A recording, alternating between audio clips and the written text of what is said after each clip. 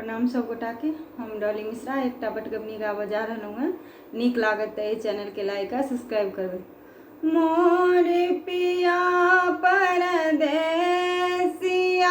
नो करिया छै गे बहिना, हमरो के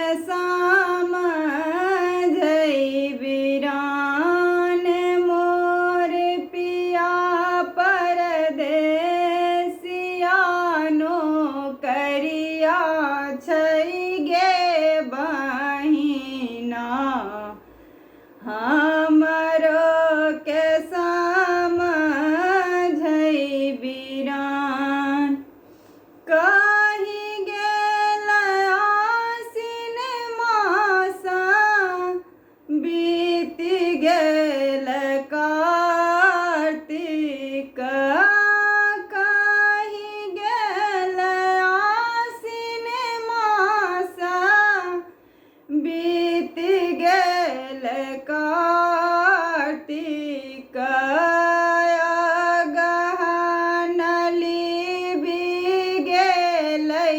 धान गे बहिना, हमरो के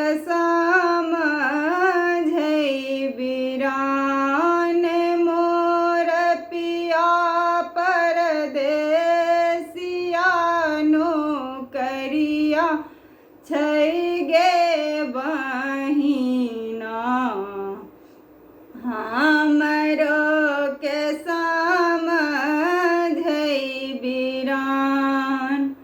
कही गेल पूसा मासा बीत गेल माघ मास, कही गेल पूसा मासा बीत गेल माघ मास, फागुन के रंग बेरंग भेल गे बहिना, हमरो के बिरान मोर पिया परदेसिया नो करिया छै गे बहिना, हमरो के बिरान।